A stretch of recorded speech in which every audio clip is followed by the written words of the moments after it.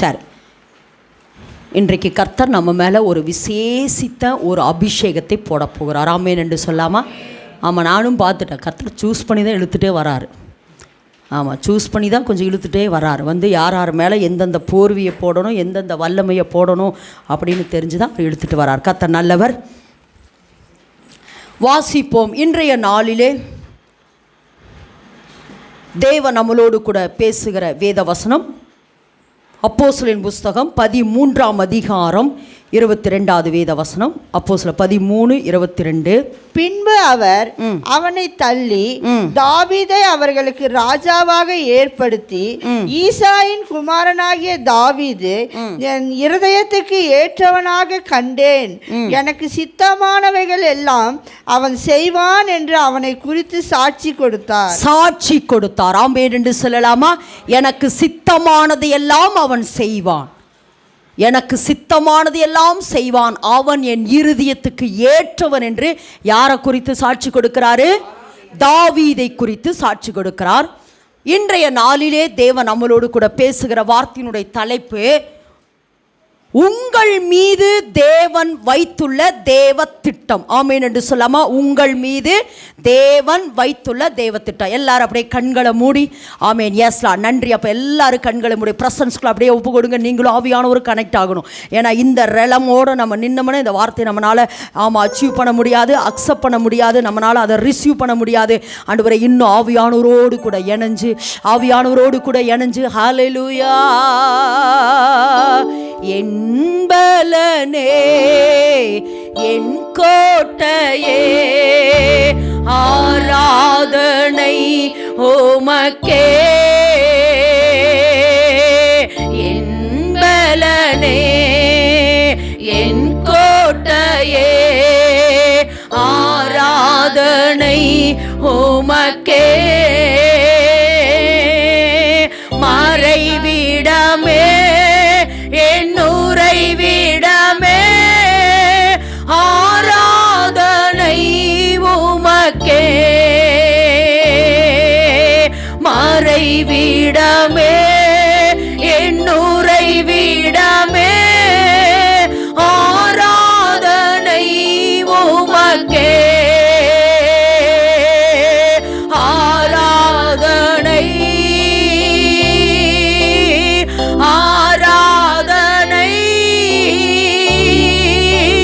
அப்பா அப்பா உங்களுக்கு ஆராதனை ஆராதனை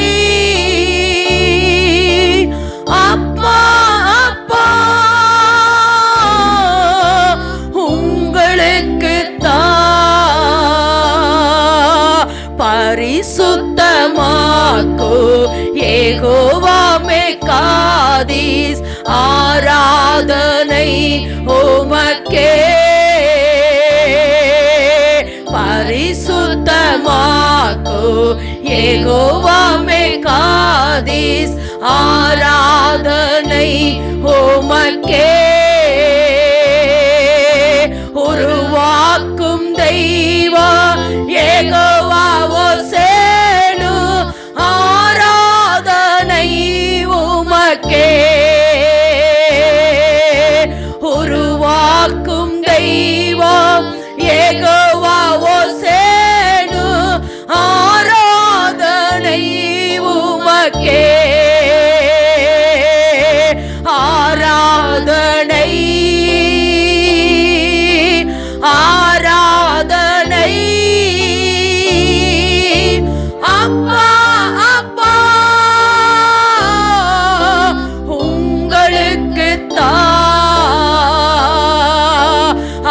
ஆராதனை ஆராதனை அப்பா அப்பா உங்களுக்கு ரெண்டு கையை கூப்பி, ராஜா உம்மாளிகையில் ராப்பகல அமர்ந்திருப்பே,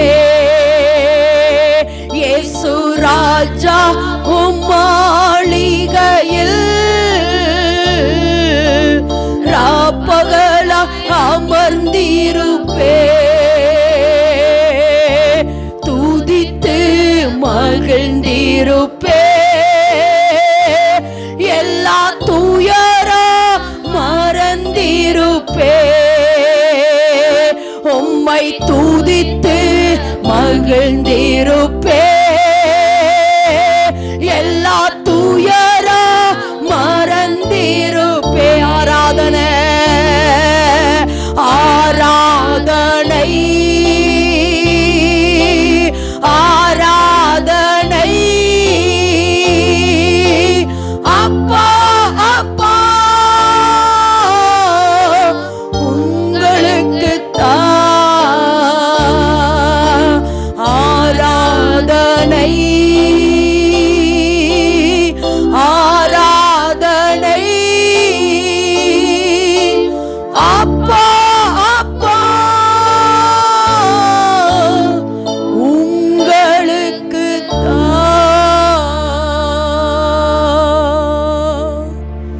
எங்களோட பேசுங்க டாடி. இன்னும் நாங்கள் என்ன செய்யணும்னு எங்களுக்கு பேசுங்க.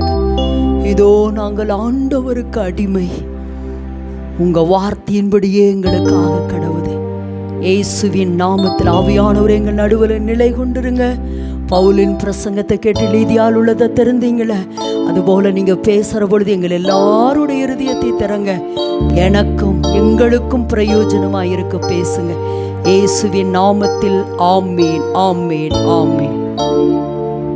மீண்டுமாய் அந்த வசனத்தை வாசிப்போம். பின்பு அவர் அவனை தள்ளி தாவீதை அவர்களுக்கு ராஜாவாக ஏற்படுத்தி, ஈசாயின் குமாரனாகிய தாவீதை தன் இருதயத்துக்கு ஏற்றவனாக கண்டேன், எனக்கு சித்தமானவைகள் எல்லாம் அவன் செய்வான் என்று அவனை குறித்து சாட்சி கொடுத்தார். ஆமீன். எல்லாரும் சேர்ந்து வாசிக்கலாமா? மீண்டும் ஒரு தரம். அவர் அவனை தள்ளி தாவீதை அவர்களுக்கு ராஜாவாக ஏற்படுத்தி, ஈசாயின் குமாரனாகிய தாவீது தன் இருதயத்துக்கு ஏற்றவனாக கண்டே, எனக்கு சித்தமானவைகள் எல்லாம் அவன் செய்வான், அவனை குறித்து சாட்சி கொடுத்தார். ஆமேன். எவ்வளவு அருமையான ஒரு சாட்சி! எனக்கு சித்தமானது எல்லாம் அவன் செய்து முடிப்பான். இன்றைய நாளிலே தேவன் நம்மளோடு கூட பேசுகிற வார்த்தையினுடைய தலைப்பு உங்கள் மீது உள்ள தேவ திட்டம். எல்லாரும் ஆமேன் என்று சொல்லலாமா? இல்லை என்ன சொல்லுங்க? என் மீது தேவன் வைத்திருக்கிற திட்டம் இதுதான். ஆமாம், அதாவது இந்த பூமியில் பிறந்திருக்கிற எல்லா மனிதர்கள் மேலும் தேவன் வைத்திருக்கிற திட்டம்.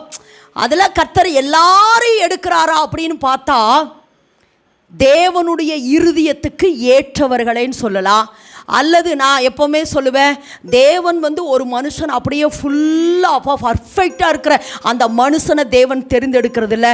அல்லது நல்லா எல்லாவற்றிலும் எப்படி நேர்மையாக கரெக்டாக இருக்கிற மனுஷனை தேவன் தேர்ந்தெடுக்கிறது இல்லை. மனுஷனை தேர்ந்தெடுத்து கர்த்தர் அவனை கரெக்ட் பண்ணுறார். அதுதான் உண்மை, அதுதான் உண்மை. அப்படின்னா இப்போ ஒரு சொல்லிட்டு சொல்லுவாங்க, திருவிருந்து எடுங்க அப்படின்னா, ஐயோ நாங்களும் திருவிருந்து எடுக்க மாட்டோம்பாங்க. ஏன்னு கேட்டால், நான் அதை பண்ணுறேன், இந்த பாவத்தை பண்ணுறேன், அந்த பாவத்தை பண்ணுறேன். அப்போ நான் சொல்லுவேன், இல்லைம்மா நீ பாவம் பண்ணாமல் இருக்கிறது தான் திருவிருந்து எடுக்கணும். உண்மைங்க உண்மைங்க. ஒரு சொல்லுவாங்க நாங்கள் தண்ணி அடிக்கிறோங்க. உண்மைங்க, நான் இன்றைக்கி இதை சொல்கிறேன். ஏன்னா இயேசு கிறிஸ்து எனக்காக ரத்தத்தை சிந்திட்டாரு. அந்த ரத்தத்தினுடைய வல்லமை என் சரீரத்துக்குள்ளே போக போக பரிசுத்தம் எனக்குள் வரும். அதுக்காக துணிகரமாகவும் பண்ணக்கூடாது. அதுக்காகவும் கர்த்தர் மன்னிச்சிருவாருன்னால சொல்ல மாட்டேன். ஒரு முறை கர்த்தர் எச்சரிப்பார், 2 முறை கர்த்தர் எச்சரிப்பார், 3ஆவது முறை பாவத்தினால் வந்த வியாதிகள் நிறையா. ஆமாம், அதையும் சாட்சியாக சொல்ல முடியும். ஆமாம், கடந்த நாட்கள் ஒரு சாட்சி சொன்னேன் பார்த்தீங்களா? அதனால் சரி, ஓகே. அதனால் நான் என்ன சொல்கிறேன்னா, நான் ஊழிய செய்ய தகுதி இல்லை, நான் இந்த தேவ திட்டத்தை நிறைவேற்ற தகுதி இல்லை, இதை என்னால் செய்ய முடியாது. ஏன்னா நான் இப்படி இருக்கிறேன், அப்படி இருக்கிறேன், கோடையாக இருக்கிறேன், நேராக இருக்கிறேன், படிச்சிருக்கிறேன், பட்டமரமாக இருக்கிற, உயர்ந்திருக்கிற அதெல்லாம் ஒன்றும் வேண்டாங்க. நான் அடிக்கடி உங்கள்கிட்ட சொன்ன பார்த்தியா, இதோ நான் ஆண்டவருக்கு அடிமை, உங்கள் வார்த்தையின்படி எனக்காக. அது ஒன்றை மட்டும் உங்கள் லைஃப்பில் போதுமா? கர்த்தர் எடுத்து பயன்படுத்த வல்லமை உள்ளவர். ஆமேன் என்று சொல்லலாமா? அப்போ இன்றைக்கு தேவன் நம்மளோடு கூட பேசுகிற வார்த்தை சொல்லுங்கள். இருங்க முதல்ல சரியாக இருக்கீங்களான்னு பார்த்துக்கிறேன். இங்கே தான் இருக்கீங்களா? இங்கே தானே இருக்கீங்க? சரி, ஓகே. ஏன்னா நான் பேசுகிற பொழுது ரிப்பீட் பால் போடுறேன்னு என்ன வந்துடணும், திரும்பி வரணும். ஆமேன் என்று சொல்லுவோம். சொல்லுங்க, இப்போ சொல்லுங்க. இன்றைக்கு தேவன் நம்மளோடு கூட பேசுகிற வார்த்தையினுடைய தலைப்பு என் மீது தேவ திட்டம். இது பூமியில் பிறந்த எல்லா மனுஷர்கள் மேலும் தேவன் வைக்கிற திட்டம். ஒருவேளை யார் அதை டெடிக்கேட்டாக ஒப்பு கொடுக்குறவங்க அவங்க வாழ்க்கையில் தேவன் செய்கிற காரியம்.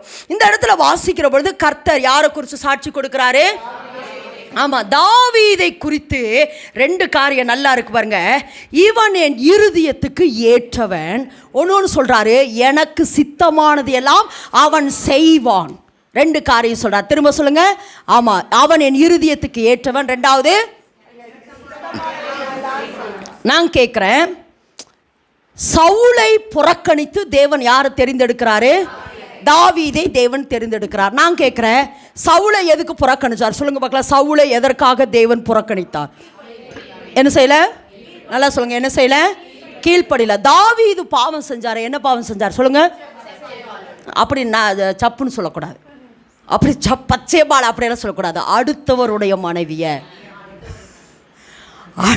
நான் இதை ஏற்கனவே பிரசங்கித்திருக்கிறேன். அதாவது ஒருத்தர் குளிச்சுட்டு இருக்கிறாங்க அப்படின்னா நம்ம டீசெண்ட் ஆக்குறவங்க என்ன பண்ணுவோம்? அவங்க குடிச்சிட்டு இருக்கிறாங்க, நம்ம என்ன செஞ்சுருவோம்? தள்ளி போயிடுவோம். இவர் போய் என்ன பண்ணார்? பார்த்தாரு, அதை யாருன்னு விசாரிக்க சொன்னார். இவர் யார்? தேவனுடைய இருதயத்துக்கு ஏற்றவர். அதுக்காக சொல்ல வர. பார்த்தாரு, அது யாருன்னு விசாரிக்க சொன்னார். அடுத்த என்ன சொன்னார்? கூட்டிகிட்டு வர சொன்னார். அதுக்கப்புறம் என்ன செஞ்சார்? பாவம் பண்ணினார். இந்த பாவத்தை மறைக்கிறதுக்கு கொலையும் பண்ணிட்டார். உரியாவை என்ன செஞ்சார்? இவர் யார்? தேவனுடைய இருதயத்துக்கு ஏற்றவர். இப்போ நான் கேட்குறேன், சவுல் செஞ்சது என்னது? கீழ்ப்படியாம. தாவீது செஞ்சது இப்படி சொல்லலாம், ஒரு பாவத்தை மறைக்க இன்னொரு பாவத்தையும் கூட செஞ்சார். இவர் யாராமா? தேவனுடைய இருதயத்துக்கு ஏற்றவர், எனக்கு சித்தமானது எல்லாம். ஏங்க இந்த டிஃப்ரெண்ட்டு? ஏன் இந்த டிஃப்ரெண்ட்டு? இதில் தான் இன்றைக்கு தேவன் நம்மளோடு கூட பேச போகிறார். அதாவது சவுலை புறக்கணித்து தள்ளின என் இருதயத்துக்கு ஏற்ற ஒரு மனுஷனை நான் தெரிந்தெடுத்திருக்கிறேன். அவர் யாராமா? தாவீது அப்படின்னு சொல்கிறாரு.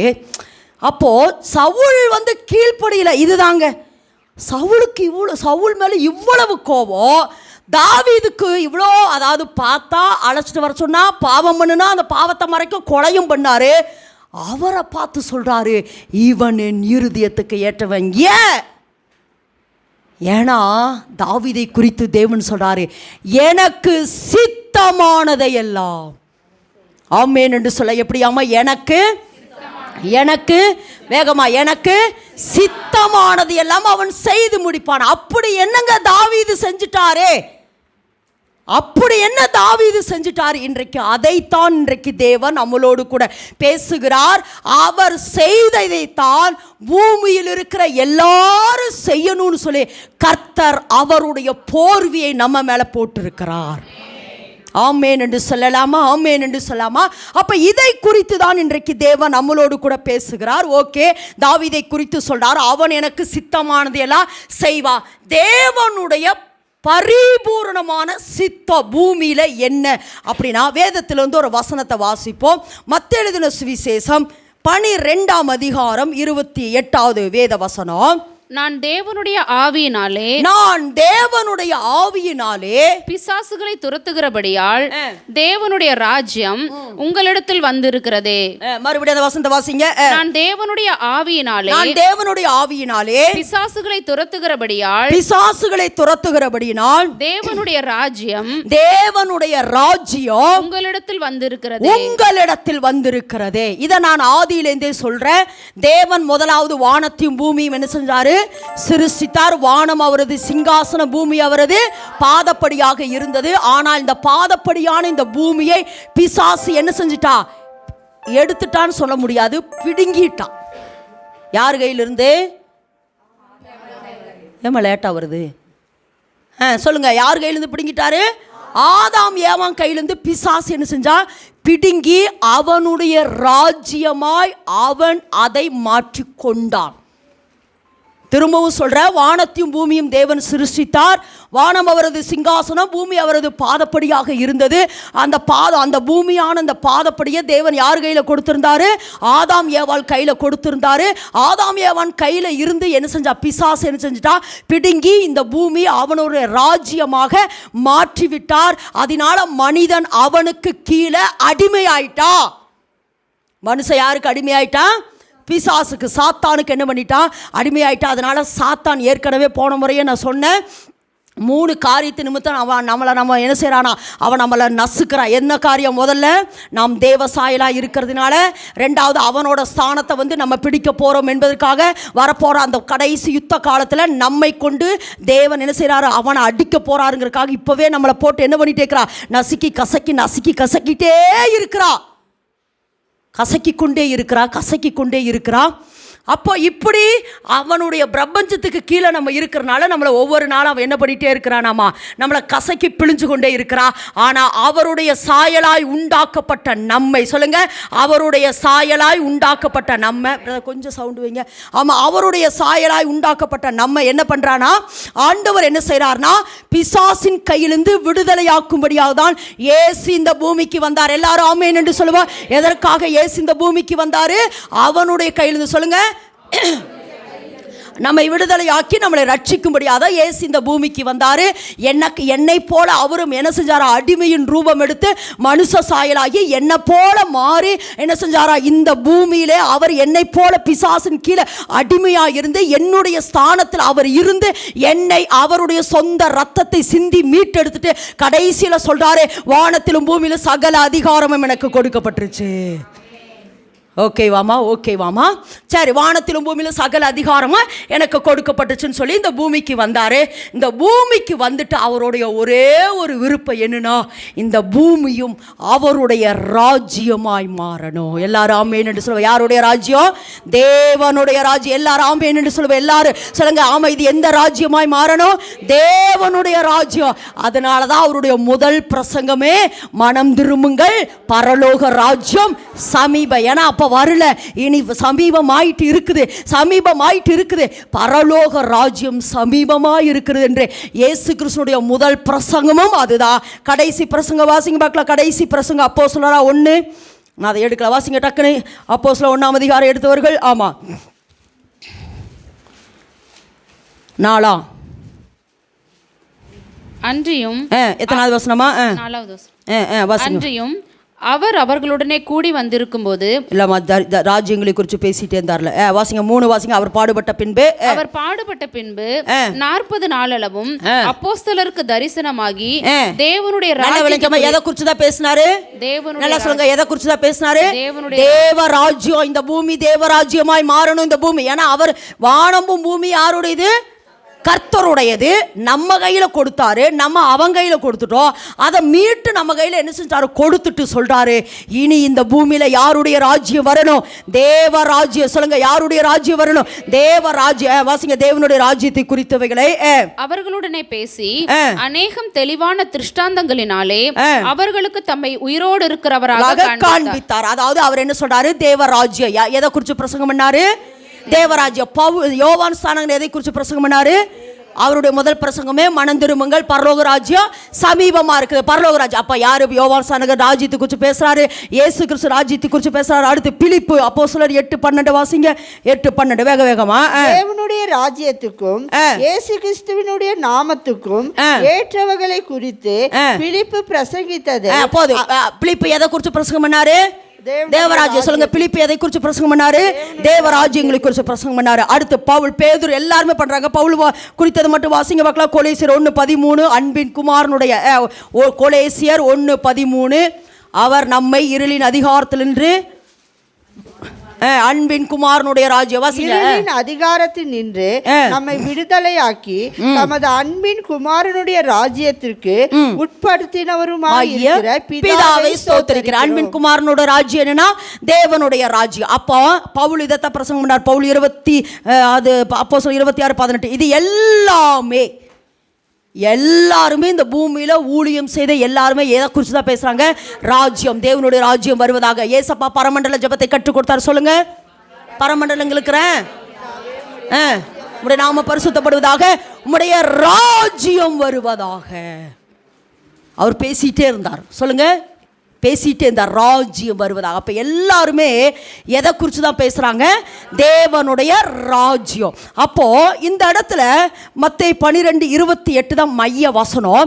இந்த இடத்துல 2 காரியத்தை தேவன் செய்ய சொல்லுகிறார், அல்லது செய்தார், அல்லது நம்மளை செய்ய சொல்லுகிறார். இயேசு செய்தார், நம்மளை செய்ய சொல்லுகிறார். என்னன்னா, ஒன்று வாசிங்க மறுபடியும் 12:28. நான் தேவனுடைய ஆவியினாலே பிசாசுகளை துரத்தி தேவனுடைய ராஜ்யம் உங்களிடத்தில் வந்திருக்கிறது. பாருங்க, பிசாசுகளை துரத்துகிறபடினால். சொல்லுங்க, நான் தேவனுடைய ஆவியினாலே. இன்னொரு இடத்துல இருக்கும், தேவனுடைய அவர் விரலினாலேன்னு இருக்கும். விரலினாலே பிசாசுகளை துரத்தினார் அப்படின்னு இருக்கும். அப்போ நான் தேவனுடைய ஆவியினாலே எதை துரத்துற? பிசாசு. நல்லா சொல்லுங்க, எதை துரத்துற? திரும்ப சொல்லுங்க, எதை துரத்துற? பிசாசுகளை துரத்துற. சொல்லுங்க. அப்ப முதல் வேலை நமக்கு ஏசப்பா கொடுக்கிற முதல் வேலை யாரை துரத்தணும்? நல்லா சொல்லுங்க, யாரை துரத்தணும்? யாரை துரத்தணும்? ஐயோ வந்துட்டானுங்க, அப்படி இல்லை. ஐயோ கனவுல வந்துட்டாங்க, சரீரத்தில் வந்துட்டாங்க, அங்கே வந்துட்டாங்க, இங்கே வந்துட்டாங்க, அப்படியெல்லாம் கிடையாது. பிசாசுகளை துரத்துகிற அதிகாரங்களை தேவன் நமக்கு தந்திருக்கிறார். எல்லாரும் ஆமென் என்று சொல்லாம, யாரை துரத்தணும்? யாரை துரத்தணும்? நான் கேட்குறேன், உங்கள் வீட்டுக்குள்ளே ஒரு நாய் படுத்திருந்தா என்னம்மா, படுத்துக்கோன்னு சாப்பாடு போட்டு 2 எலும்பை போட்டு படுக்க வச்சுக்குவீங்களாமா? என்ன பண்ணுவீங்க? அதைத்தான் சரி, அவர் அதைத்தான் சொல்கிறார். என் வீடு இந்த பூமி, என் வீடு இந்த பூமியில் யாரோ ஒருத்தன் உட்கார்ந்துருக்கிறா, அதனால் இந்த பூமியில் நீங்கள் என்ன செய்யணும்? அவனை துரத்தணும். ஏன்னா நம்ம தான் அவனை வரவழைச்சோம், நம்ம தானே போய் அவன் கையில் கொடுத்தோம் இந்த பூமியை. அப்போ நம்ம தான் துரத்தணும். இப்போ ஏசப்பா போய் பிசாசே போ அப்படின்னா, நீ யாருப்பா? அவங்களே என் கையில் கொடுத்துட்டாங்களாமா, நீ யாருன்னு கேட்டுருவான். பிசாசு கேட்பா ஏசப்பாவை பார்த்து, அவங்களே என் கையில் இந்த பூமியை கொடுத்துட்டாங்க, நீ யாருப்பா? அதனால தான் ஏசப்பா கொஞ்ச நாள் அவனுக்கு அடிமையாக இருந்தார். அந்த மத்தையில் பாருங்கள், எங்கே வானா பிசாசு கூப்பிட்றா, இங்கே ஏசப்பாவை இங்கே உபகரிக்கு வா, எருசலேம் ஆலயத்துக்கு மேலே வா அப்படின்னு கூப்பிடப்படல. பிசாசோட யார் போனா? கீழே. ஏன்னா அவர் நம்மை போல அடிமையாக இந்த பூமிக்கு மனுஷ சாயலாய்தா ஜெயித்தார். ஆமென் என்று சொல்லலாமா? அப்போ யாரை துரத்தணும்? முதல் வேலை நமக்கு எந்த வேலை? பிசாசுகளை துரத்தணும். சொல்லுங்க, யாரை துரத்தணும்? நம்மளுடைய வேலை முதல் என்ன? யார் வேலை?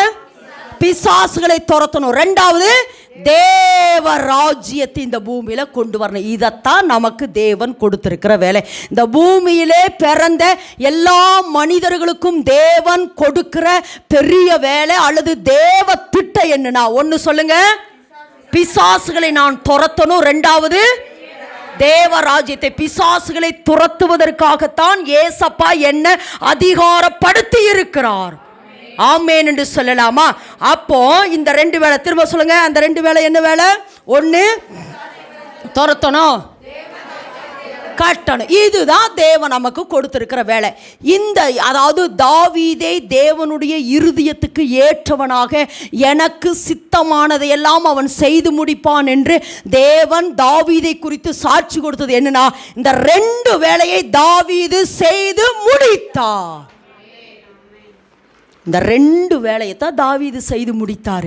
ஆனால் அது பெரிய ப்ராஜெக்டு, இந்த சாதாரண வேலையெல்லாம் இல்லை, பெரிய ப்ராஜெக்டு. இந்த 2 வேலை தான் தாவீது முடித்தார். இந்த 2 வேலையை முடித்தபடினால்தான் தாவீதை சொல்லுகிறார், இவன் என் இருதயத்துக்கு ஏற்றவன், எனக்கு சித்தமானது எல்லாம் அவன் என்ன செய்வான்?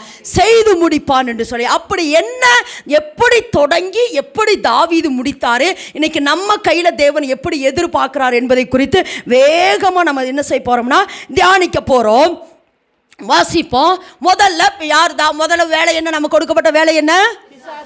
ஆமாம், பிசாசுகளை துரத்துற வேலை. வாசிப்போம்.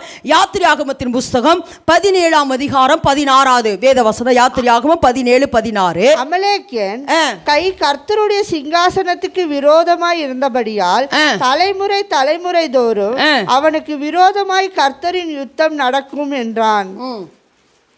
இந்த இடத்துல வாசிக்கிற யாரை குறித்து இந்த இடத்துல சொல்லப்படுகிறது? அமலேக்கியன். நான் அப்பளவே சொன்னேன், பிசாசு ஒரு மனுஷனை அதாவது இப்படி சொல்ற, பிசாசு அவனுடைய காரியத்தை இந்த பூமியில நிறைவேற்றுகிறதுக்கு அவன் டைரக்டா வரமாட்டான். நல்லா விளங்கமா, அவன் என்ன செய்ய மாட்டான்? டைரக்டா வரமாட்டான். யாராவது ஒரு மனுஷனை அவன் பயன்படுத்துவான். இப்போ வேதத்தில் யாரும் சொல்லலாம், காயினை பயன்படுத்தினார். காயினை வச்சு ஏன்னா இப்போ வந்து யார் தேவன் சொன்னாரா, உனக்கு ஸ்திரிக்கு உன் வித்துக்கு அவள் வித்துக்கு பகையை உண்டு பண்ணுவேன் அப்படின்னா, அவன் யாரு யாரு யாரு யாரு பார்த்துட்டே இருந்தா. அடுத்து பார்த்தீங்களா, பார்த்துட்டே இருந்து யாரை கை வச்சானா, காயினை கை வச்சு, ஏன்னா அந்த சந்ததியை குழப்பணும் பார்த்தீங்களா, காயினை கை வச்சு காயினை கொண்டு யாரை கொல்ல வச்சா, ஆபேலை கொலை வச்சு ஒரு கொலை குற்றத்தை வச்சுட்டா. அதுக்கப்புறம் ஏசு அந்த பரிசுத்தம் உண்டாகுமா? இல்லை. அப்படியே நிறைய வேதத்தில் நிறைய பேத்த சொல்ல முடியும். அப்படி யாரை பயன்படுத்தினான்னு சொல்ல, புதிய ஏற்பாட்டின் பாடத்தில் பார்த்தீங்கன்னா யூதாசை பயன்படுத்தினான். யாரை பயன்படுத்தினா? யூதாசை. அப்புறம் பழைய ஏற்பாட்டிலேயே தாவீதையே பயன்படுத்தினான் பிசாசு. ஒரு இடத்துல இருக்குமில்ல, 2 நாளாகுமா, சரி 1 நாளாகுமா 20 பாருங்கள், 21 வேகமாக வாசிங்க. 1 நாளாகும்னு நினைக்கிறேன். சாத்தான் அவன் இருதயத்தை ஏவி விட்டான். வாசிங்க 1 நாளாகுமா, வாசிங்க பார்க்கலாம். 21:1 என்னம்மா வாசிங்கம்மா? 1 நாளாகமம் 21:1. குட், சூப்பர், வாசிங்க. சாத்தான் இஸ்ரவேலுக்கு விரோதமாய் எழும்பி இஸ்ரவேலை தொகையிடுகிறதற்கு தாவீதை ஓகே போது. யாரை பயன்படுத்த விரும்புகிறா? தாவீதை பயன்படுத்த விரும்புகிறா. யாரை பயன்படுத்த விரும்புகிறா? தாவீதை பயன்படுத்த விரும்புகிறான். அப்போ நல்ல விளங்கமா, இப்போ வந்து நான் ஏற்கனவே சொல்லிக்கிறேன், ஒன்று எனக்குள்ள பரிசுத்தாவி இருக்கணும், இல்லைன்னா எந்த ஆவி இருக்கணும்? ஆசுத்தாவி. 2 தான் இருக்கும். ஒன்று எனக்குள்ள என்ன இருக்கணும், 2வது என்ன இருக்கணும்? எனக்கு கர்த்தர் முதல்ல இந்த ஊழியத்தை கொடுத்த பொழுது ஒரு வேடை சொல்லித்தான் கொடுத்தாரு, மகளே நீ முதல்ல ஒரு மனுஷனுக்குள்ள இருக்கிற பிசாசை துரத்தணும், அதுக்கப்புறம் அந்த மனுஷனை பிசாசை துரத்துகிறவனாய் உருவாக்கணும். புரிஞ்சாமா? ஒன்று என்ன பண்ணணும், அந்த மனுஷனை வந்து இப்போ யாரை எடுத்துக்கலாம், ஏஞ்சலக்காவை எடுத்துக்கிறேன்னு, ஏஞ்சலக்கா கொடுக்குற பிசாசை துரத்தணும். 2வது ஏஞ்சலக்காவை பிசாசுகளை துரத்துகிறவளாய் அவளை உருவாக்கணும். இதுதான் கர்த்தர் எனக்கு முதல்ல சொன்ன வார்த்தை. அப்போ ஒரு மனுஷனுக்குள்ள ஒன்று யார் இருக்கணும்? பிசாசு இருக்குவா, இல்லைன்னா யார் இருப்பா? பரிசுத்தாவி. ஒன்றும் அசுத்தாவி இருக்கணும், பரிசுத்தாவி. அதனால தான் நான் ஒரு சில வீடுகளில் இப்போ எங்கள் டீமுக்குள்ளேயே சொல்கிறேன், எங்கள் பிள்ளைகளுக்குள்ளேயே அந்த முதல்ல அவங்கள வந்து என்ன செய்வேன், நல்லா ரிலீஸ் பண்ணுவேன். அதனால தான் ஒரு முறை விட்டு ஜெபிப்பேன், மறுபடியும் எழும்புவேன், மறுபடியும் அவங்களுக்கு ஜெபிப்பேன், மறுபடியும் எழுப்புவேன், மறுபடியும் அவங்களுக்கு ஜெபிச்சு கடைசியில் அக்கினியை போடுற வரைக்கும் அவங்களுக்காக ஒரு மனுஷனுக்கு கிட்டத்தட்ட 1 மணி நேரமெல்லாம் எடுப்பேன். ஆமேன் என்று சொல்லலாமா, ஆமேன் என்று சொல்லாமா. அப்போ இதை எதுக்கு சொல்கிறேன்னா, அப்போ ஒரு மனிதனை யாரும் பயன்படுத்த முடியும், தேவனும் பயன்படுத்த முடியும், ஒரு மனுஷனை பிசாசும் பயன்படுத்த முடியும். அப்படிதான் ஒரு சந்ததியை பெற்றெடுக்கிறாங்க. எந்த சந்ததி என்றால் அமலேக்கியர். வாசிங்க, அந்த சந்ததியினுடைய வேர் எங்கிருந்து வருதுன்னு வாசிங்க பார்க்கலாம். வேர் எங்கிருந்து வருதுன்னா, ஆதியாகமத்தின் புஸ்தகம் 36:12 வாசிங்க. 36:12. திம்னாள் ஏசாவின் குமாரனாகிய எலிப்பாசுக்கு மறுமனையாட்டியா இருந்து எலிப்பாசுக்கு அமலேக்கை பெற்றாள். 18 அமலேக்கு பிரப்புன்னு இருக்கு அதுல. ஓகேம்மா, பாருங்க. இப்போ அமலேக்கியர் யாருடைய சந்ததி? இங்கிருந்து தொடங்குற, நல்ல கவனிங்க, இங்கிருந்து இப்பதான் மெசேஜ் தொடங்குற சொல்லுங்க. அமலேக்கு யாருடைய சந்ததினா, ஏசாவின் சந்ததி. யாருடைய சந்ததி? நல்லா சொல்லுங்க, யாருடைய சந்ததி? ஏசாவினுடைய சந்ததி. நல்லா விளங்கி பாருங்க, ஒரு வயிற்றுல 2 சந்ததி பறக்குது. ஒன்று ஏசா, 2வது நல்லா சொல்லுங்க ஈசா. ரெபெக்காள் வயிற்றுல 2 சந்ததி பறக்குது. ஒன்று ஏசா, 2வது யாக்கோபு. இந்த 2க்கு யுத்தம் நடந்துட்டே இருக்குது. ஏசாவுக்கும் யாக்கோபுக்கும் யுத்தம் நடந்துட்டே இருக்குது. பாருங்க, ஏசா யாருக்கு விரோதமாக எழும்புறான்? யாக்கோபுக்கு எழும்புறானா இல்லையா? யாக்கோபை கொல்ல வந்தானா இல்லையா? அப்போ யாக்கோபை கொல்ல வருகிறான் என்று, ஏசா கொல்ல வருகிறான் என்பதை நம்ம இதில் வாசிக்கிறோம், ஆதியாகமத்தில் வாசிக்கிறோம். அப்போ ஏசா இப்போ யாருக்கு விரோதமாக எழும்புறான்? யாக்கோபுக்கு விரோதமாக எழும்புறான். ஏசாவினுடைய சந்ததி அமலேக்கியர். சொல்லுங்க, ஏசாவினுடைய சந்ததி யாரு? இங்க சொல்லுங்க, யாக்கோபின் சந்ததி யாரு? இங்க கவுனிங்கம்மா, இங்க கவுனிச்சு பதில் சொல்லுங்க. ஏசாவினுடைய சந்ததி யாரு? அமலேக்கியர். இங்க யாருங்க? யாக்கோபின் சந்ததி இஸ்ரவேலர். யாக்கோபின் சந்ததி. இப்போ இந்த அமலேக்கர் யாருக்கு விரோதமாகவே எழும்பிட்டு இருக்கிறாங்க? இஸ்ரவேலுக்கு விரோதமாகவே. இந்த அமலேக்கருடைய சந்ததி தான் ஆமான்.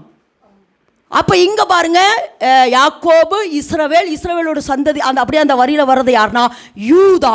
இப்போ இந்த ஆமான் யாருக்கு விரோதமாக எழும்புறா? யூத குலத்துக்கு விரோதமாக. திரும்ப அப்படியே அந்த சந்ததி தொடருது. அப்போ இப்போ இந்த அமலேக்கியர்களை இந்த சாத்தான் கையிலே எடுத்துக்கொண்டு, இப்போ இந்த வசனத்தில் வாசிக்கிறது போல 17-16 மறுபடி வாசிங்க. 17-16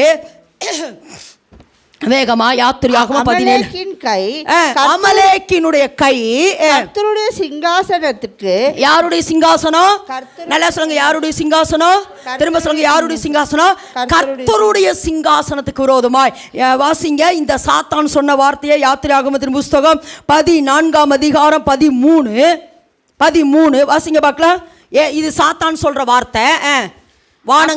அப்பொழுது மோசே இல்லம்மா நோக்கி இருமா, ஏசாயா 14 அவன் சொல்லுவான்ல, வானங்களுக்கு மேலா என் சிங்காசனத்தை உயர்த்துறேன்னு சொல்லுவான்ல, அந்த இடத்துல நான் வானத்துக்கு ஏறுவேன். இது யாரு சொல்றானா? பிசாசு. அதாவது சாத்தான் முதல்ல மேல தேவனை துதித்து கொண்டிருந்தான். அப்படி துதித்து கொண்டிருந்த பொழுது ஒரு நாள் அவன் சொல்றான், நான் தேவனுடைய சிங்காசனத்துக்கு மேலா என்னை உயர்த்துவேன். சொல்லுங்க அந்த வசனத்தை வாசிங்க.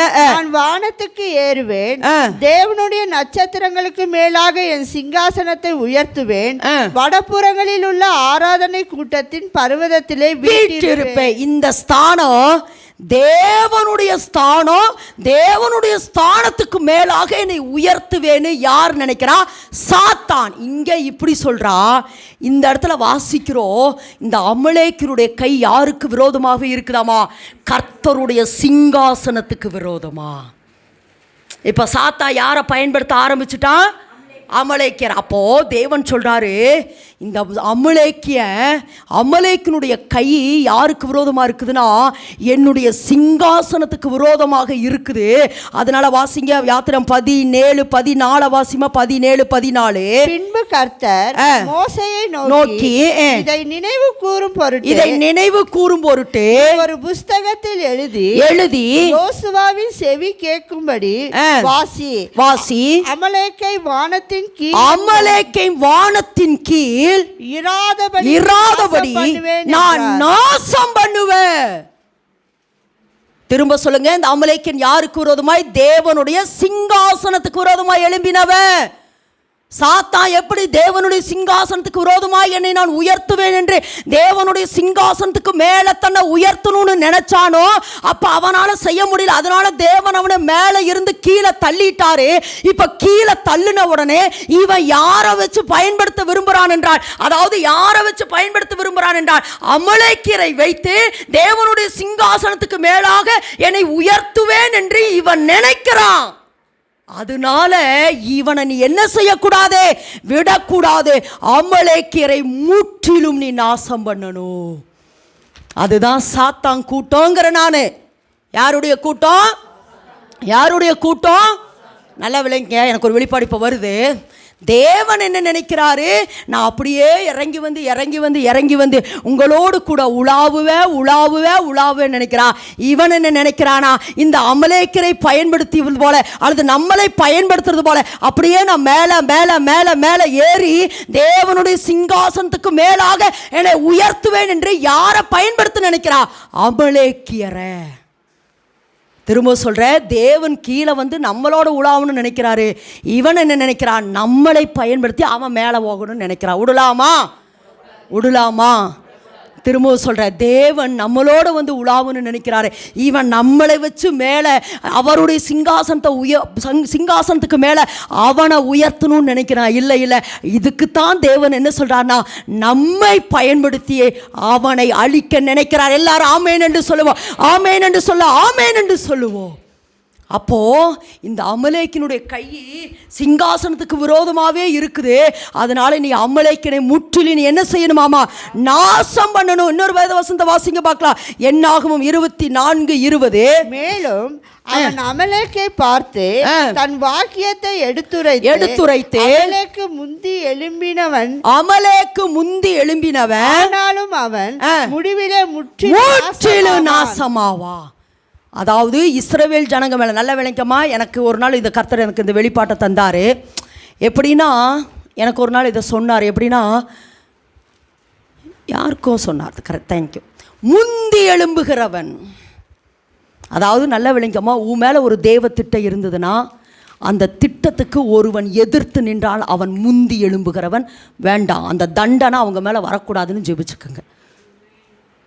இன்னும் ஓப்பனாக சொல்லிட்டா, இப்போ என் மேலே ஒரு தேவ திட்டம் இருக்குன்னா என் மேலே தேவன் வச்சிருக்கிற திட்டத்துக்கு விரோதமாய் ஒரு மனுஷன் எழும்பினான் என்றால் அவன் தான் அமலேக்கியன். இன்னும் புரியலையாமா? எனக்கு கொஞ்சம் சவுண்டு வைங்க பிரதர், எனக்கு தொண்டை வலிக்குது. திரும்பவும் சொல்கிறேன், உங்கள் மேலே தேவன் ஒரு திட்டம் வச்சுக்கிறார். இப்படி சொல்கிறேனே, இஸ்ரவேல் ஜனங்களுக்கு தேவன் ஒரு கானானை வாக்குத்தத்தம் பண்ணார். சொல்லுங்கள், இஸ்ரவேல் ஜனங்களுக்கு தேவன் என்ன பண்ணார்? கானானை வாக்குத்தத்தம் பண்ணார். இவங்க இப்போ கானானை நோக்கி பிரயாணம் பண்ணிட்டு இருக்கிறாங்க. இவங்க கானானை நோக்கி பிரயாணம் பண்ணுறாங்க. இவங்கள் கானானை நோக்கி பிரயாணம் பண்ணுற பொழுது அவர் யாத்திராம் 17 இஸ்ரவேலினுடைய முதல் எதிரி யாரு? அமலேக்கியம். இஸ்ரவேலினுடைய முதல் எதிரி யாரு? அப்போ நல்ல விளங்க, உங்கள் வாழ்க்கையில் தேவன் ஒரு திட்டத்தை வச்சிருக்கிற பொழுது ஒருவன் எதிர்த்து நின்றால் அவன் அமலேக்கியன். அவன் முற்றிலும் நாசமாவாங்கிற நான். அவன் முற்றிலும் நாசமாவான். நான் மனிதர்களை சொல்ல ஆவியை சொல்கிறேன். மனிதர்களை சொல்லாம அதுக்காக ஐயோ என் கணவன் எழும்புறாரே, மனைவி எழும்புதே, முற்று ஆவி அவனுக்குள் இருக்கிற ஆவி. அப்போ நீங்கள் சொல்லுங்கள், இயேசுவின் நாமத்தில் எனக்கு விரோதமாக எழும்புகிற அமலேக்கினுடைய ஆவியை என் கணவனை விட்டு, என் பிள்ளையை விட்டு, என்னுடைய குடும்பத்தை விட்டு, என் மாமனாரை விட்டு, மாமியாரை விட்டு, என்னுடைய சூழ்நிலை விட்டு வெளியேறு. என் மேல் தேவ திட்டம் இருக்கிறது. நான் கானானுக்குள் பிரவேசிப்பேன். தேவனை கானானுக்குள் பிரவேசிக்க வைப்பார். அப்போ கர்த்தர் சொல்கிறாரு, இவன் முந்தி எழும்புனவன், இவன் முற்றிலும் நாசமாவான், இவன் என்ன செய்ய மாட்டா? எழும்பவே மாட்டா. இன்னொரு வேத வசந்த வாசிங்க, 25 உபாகமம் 25:19 வேகமா. தேவனாகிய கர்த்தர் நீ சுதந்தரித்துக் கொள்ள. அதாவது இருங்க, அதாவது என்னன்னா, இப்படி அழிச்சிருப்பா அப்படின்னு சொல்லிட்டு எல்லாருக்கிட்டையும் சொல்லிட்டே வராரு. ஜோசுவா காது கேட்க வாசி, அமலேக்கின இந்த பூமியில் உற்றாத. என்ன சொல்கிறார்? அமலேக்கின இந்த பூமியில் உற்றாத, சாத்தான் கூட்டத்தை இந்த பூமியில் என்ன செஞ்சாத உற்றாத, நீ முற்றிலும் நாசம் பண்ணணும் அப்படின்னு சொல்லிட்டு ஒரு கட்டளையாக கொடுக்குறாரு. நீங்கள் சீக்கிரத்தில் கானானுக்குள்ளே போயிடுவீங்க. அப்படி கானானுக்குள் போகிற பொழுது இப்போ வாசிமா, உன் தேவனாகிய கர்த்தர் நீ சுதந்தரித்துக் கொள்ள உனக்கு கொடுக்கும் தேசத்தின் சுற்றுப்புறத்தாராகிய உன்னுடைய சத்துருக்களை எல்லாம் உன் தேவனாகிய கர்த்தர் விலக்கி உன்னை இளைப்பாற பண்ணும்போது நீ அமலேக்கின் பேரை நல்ல விளக்கமா, அமலேக்கினுடைய பேரை வானத்தின் கீழ் வானத்தின் கீழ் எங்க இருக்க கூடாது. ஹலோ, இங்கதான் இருக்கீங்களாமா? வானத்தின் கீழே என்ன செய்யக்கூடாது? எங்கு இராம அழிய பண்ண கடவை மறக்க வேண்டாம். இதை என்ன செஞ்சார? அதை மறந்துடாத. நான் உன்னை இளைப்பாற பண்ணுவேன். நீ நிச்சயம் கானானுக்கு போயிடுவ. நீ போயிட்டு அமலேக்கு நீ என்ன செஞ்சிடாத? அதை விட்டு வச்சிடாத. அந்த சாத்தான் கூட்டத்தை திரும்பவும் சொல்ற, ஆவி, சாத்தானினுடைய ஆவி, அந்த ஆவி இந்த பூமியில எங்க விட்டுறாத.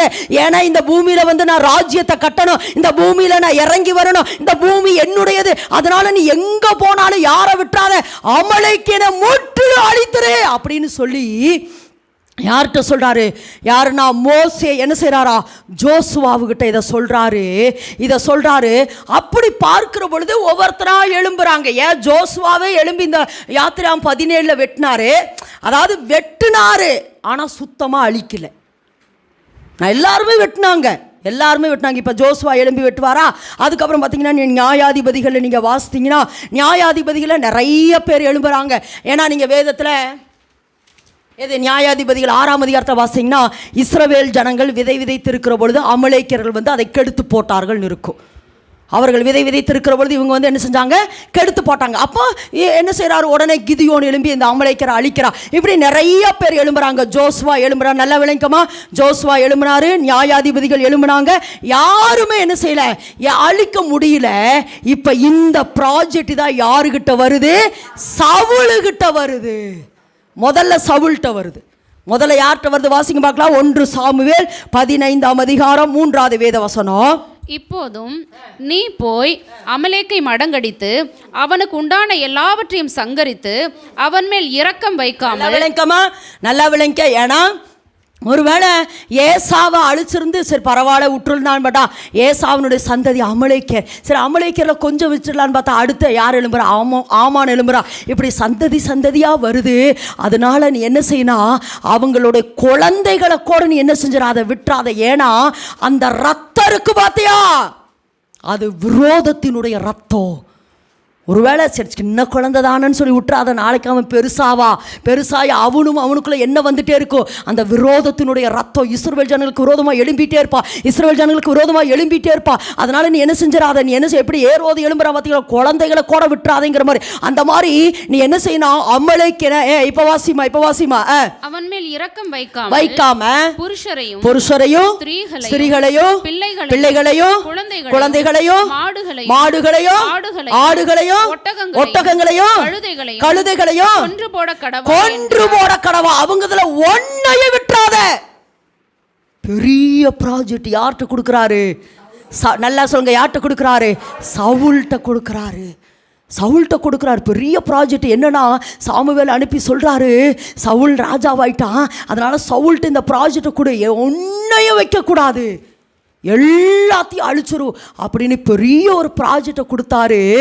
சவுல் நிறைவேற்றினாருங்க, இல்லைன்னு சொல்லலைங்க. சவுல் இதை அடைச்சி பாருங்க, நிறைவேற்றினாருங்க, இல்லைன்னு சொல்ல. 90% நிறைவேற்றிட்டாரு, ஒரு 10% தாங்க நிறைவேற்றல. என்னன்னா கீழே வாசிங்க பார்க்கல, உயிரோடை வைத்தான். அந்த வசந்த வாசிங்க, உயிரோட வாசிங்க. உயிரோடை வைத்தான் தேடுறீங்க 1 சாமுவேல் 15 கீழே வாரிசிங்கம்மா. ஜனங்களும் குட் முதல் தரம் எத்தனாவது வசனம் சொல்லி வாசிங்கம்மா. வாசிங்கம்மா.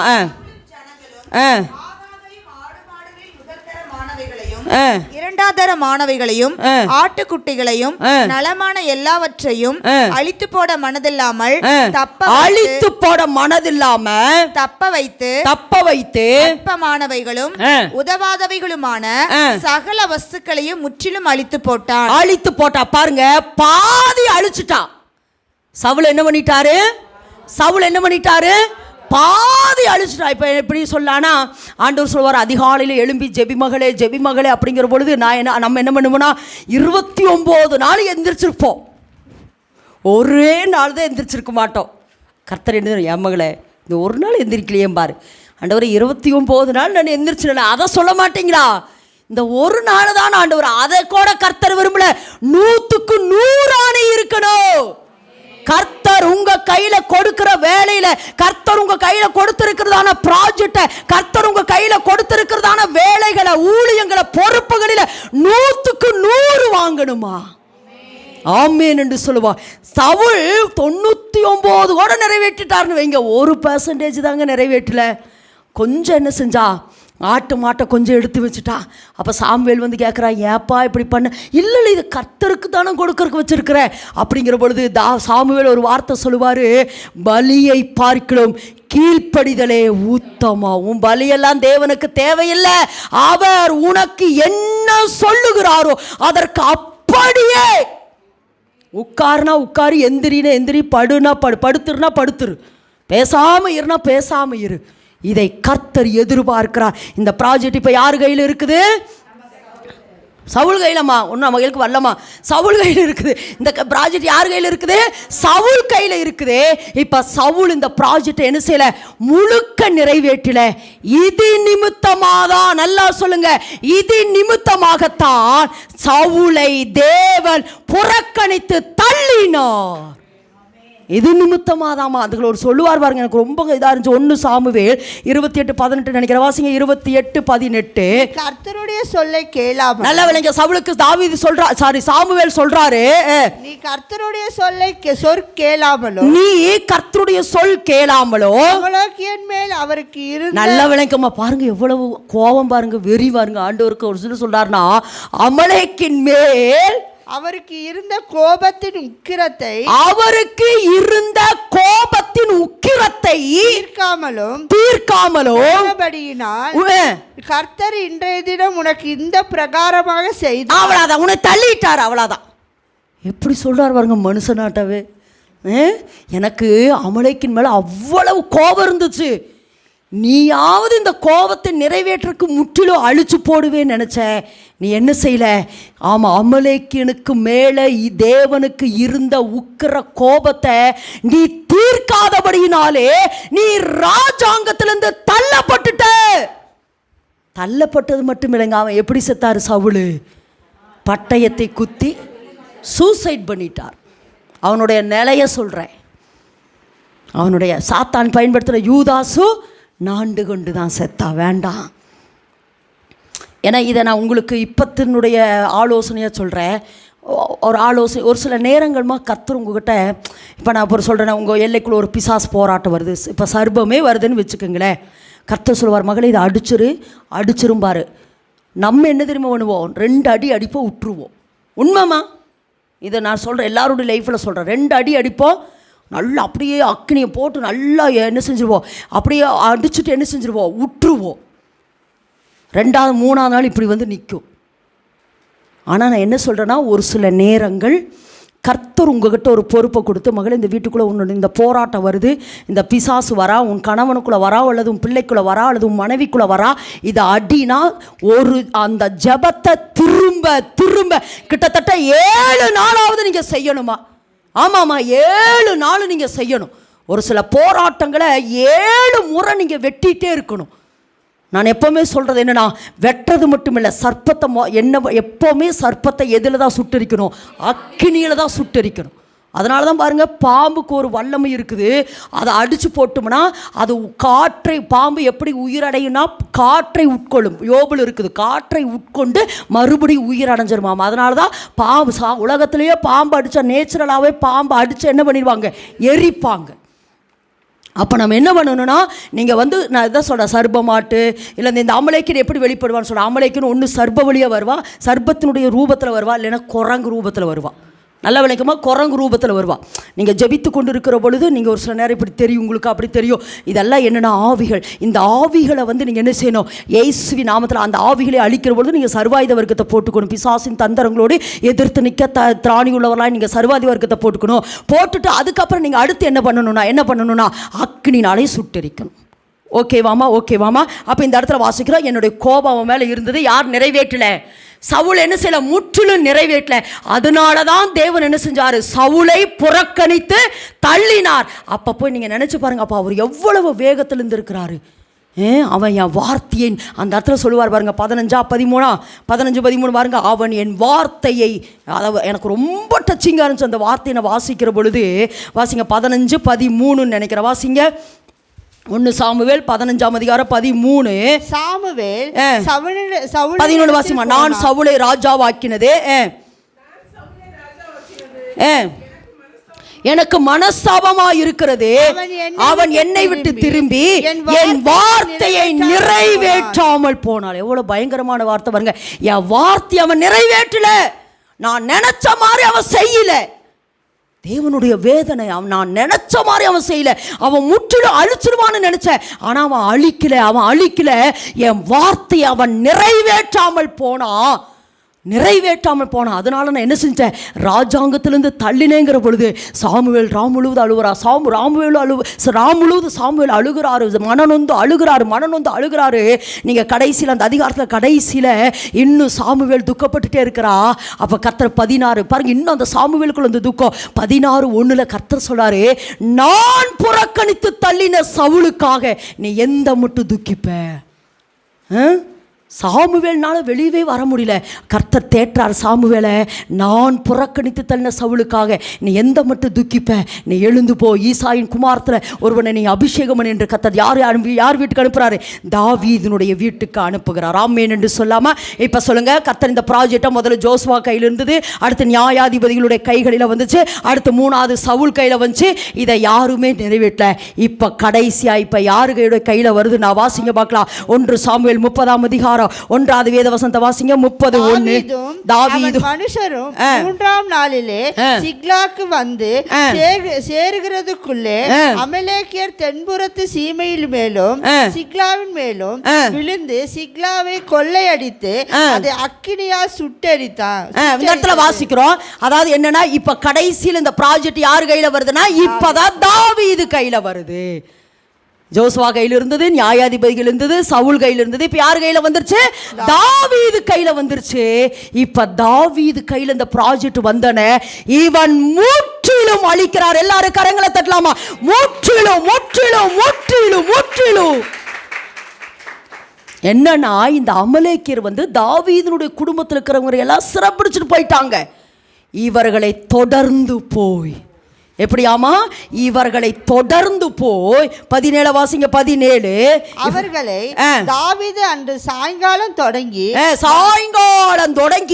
மறுநாள் சாயந்தரம் வரைக்கும் முறியடித்தா. பாருங்க, ஒரு இரவு முழுவதும்.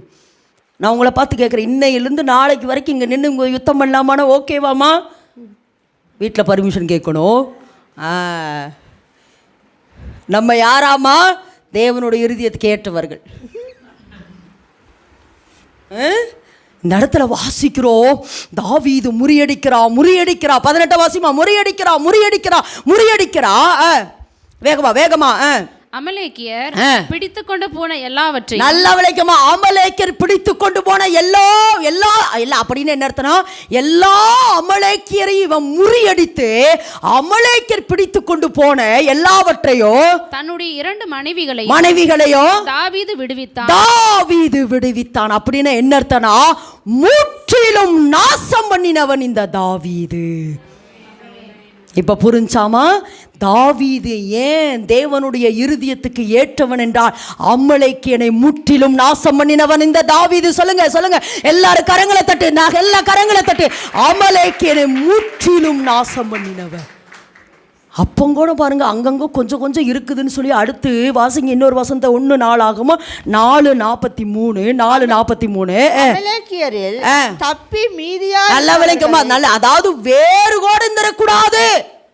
ஏன்னா தேவன் இந்த பூமியில வந்து ராஜ்யம் பண்ணணும்னா அப்படிதான் இருக்கணும். அமலேக்கியன் வேறு கூட இருக்கக்கூடாது. வாசிமா. அமலேக்கியர் தப்பி மீதியா இருந்தவர்களை மடங்கடித்து இந்நாள் வரைக்கும் இருக்கிறபடி அங்கே குடியேறினார்கள். நல்லா கரந்தட்டுங்க. அமலேக் அந்த சிக்லாக்க தாவீது என்ன செஞ்சா? பிடித்து அமலேக்கியரை முற்றிலும் முறியடித்தா. அப்போ நல்லா விளங்கமா? இந்த பூமி சத்துரு இல்லாத பூமியா, அமலேக்கியன் இல்லாத பூமியா, பிசாசு இல்லாத பூமியா, அசுத்தாவி இல்லாத பூமியா. பிசாசு நல்லா கறந்துட்டு நல்லா. ஆமா, பிசாசின் கிரியைகள் இல்லாத பூமியா. அந்த பூமியை மாற்றுக்காத உன்னையும் என்னையும் கர்த்தர் தெரிந்தெடுத்திருக்கிறாருமா. இதுக்குதான் பிசாசுகளை துரத்துங்கள், அவன் உங்களை விட்டு ஓடி போவான். பிசாசுகளை துரத்துங்கள், அவன் உங்களை விட்டு ஓடிப்போவான். வேகமாக சீக்கிரத்தை முடிச்சிருவா. ஒரு ப்ராஜெக்ட் முடிஞ்சிச்சு. இன்னொரு ப்ராஜெக்ட் என்னது? முதல் ப்ராஜெக்ட் பிசாசுகளை துரத்துங்கள். 2வது தேவராஜ்யம். முதல் பிசாசுகளை துரத்தினான் இந்த தாவீது. அமலேக்கியனை முற்றிலும் நாசம் பண்ணிட்டார். தேவன் சொன்ன வார்த்தையை அல்லது தேவனுடைய இருதயத்தில் இருக்கிறதை அப்படியே நிறைவேற்றி முடித்தான் தாவீது. 2வது பாருங்க, 2வது ராஜ்யத்தை கட்டினார். ஆமென் என்று சொல்லுவார். ராஜ்யத்தை கட்டினார். ஆமாம், நம்ம ஏற்கனவே பிரசங்கித்திருக்கிறோம். இந்த பூமியினுடைய மைய நாடு எது? ஜெர்மனியா? இஸ்ரவேல். முதல்ல இஸ்ரவேல் நாடு என்பது இஸ்ரவேல். நாடு என்பது என்னது? இஸ்ரவேல். மைய பட்டணம் எருசலேம். மைய பட்டணம், மைய பகுதி, அதே ஒரு டவுட்டா? சீயோன். இப்ப இங்க தேவராஜ்யம் இறங்கணும். ஆனா இதெல்லாமே நம்ம வெளிப்பிரகாரம். ஆனா அதெல்லாமே யார்தான்? நம்மதான். சீயோன் இஸ்ரவேல் அவருடைய ராஜ்யம், எருசலேம் நான் அவருடைய தரிசன பட்டணம், சீயோன் நான் அவரது வாசஸ்தனம். இதெல்லாம் நான் இதை ஏற்கனவே உங்களுக்கெல்லாம் பிரசங்கித்திருக்கிறேன். ஏன்னா அதுலேருந்து தான் கர்த்தர் நம்மளை தொடர்ந்து கூட்டிகிட்டு வரார். அப்போ இப்போ சீயோன் தான் இந்த உலகத்தினுடைய மையப்பகுதி. இப்போ இந்த சியோன் வந்து உள்ளே இருக்குது. இப்போ எருசலேம், இப்போ என்னது எருசலேம் பட்டணம். எருசலேம் பட்டணத்தை குறித்து கொஞ்சம் நான் அங்கேருந்து எங்கேருந்து வேகமாக வந்துடுவேன் நினைப்பேன். ஆமாம், எருசலேம் பட்டணம் முதல்ல எங்கே தொடங்குது அப்படின்னா ஆதியாகமத்தின் புஸ்தகம் வாசிங்க பார்க்கலாம், 14ஆம் அதிகாரம் 18 வாசிங்க. அன்றியும் உன்னதமான தேவனுடைய ஆசாரியனாயிருந்த சாலேமின் ராஜாவாகிய மெல்கிசேதேக்கு. சொல்லுங்க, சாலேமின் ராஜா சொல்லுங்க.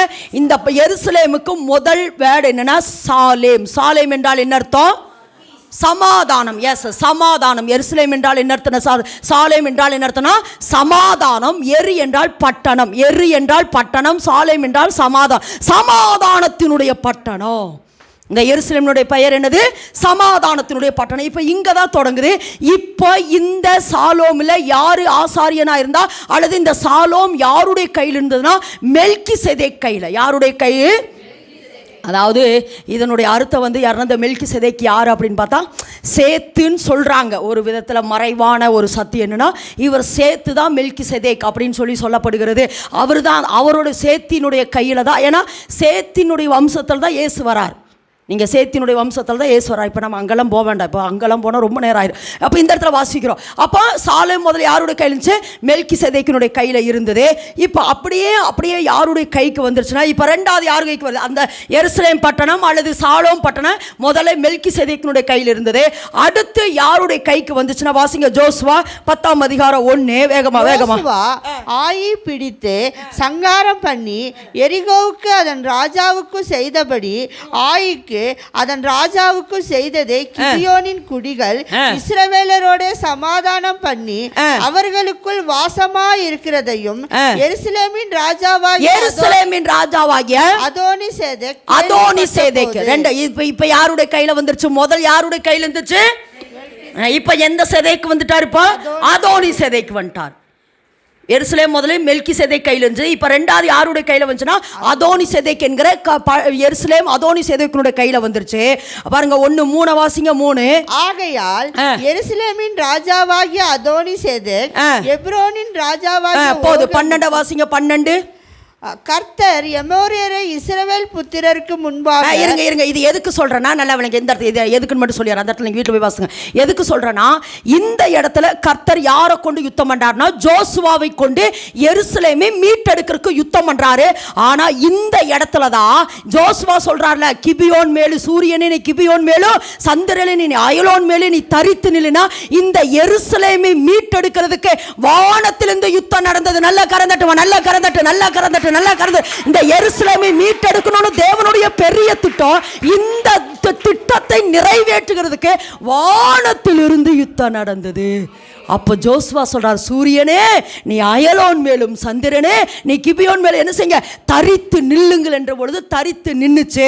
இங்கேயும் ஜோசுவா என்ன செய்யல? முற்றிலும் என்ன செய்யவே இல்லையாமா? முறியடிக்கவே இல்லை.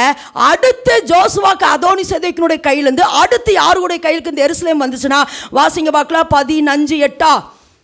நீர் தேவனுடைய ரகசிய ஆலோசனையை 15:8 எபூசியருடைய கையில் இருந்தது பாருங்க.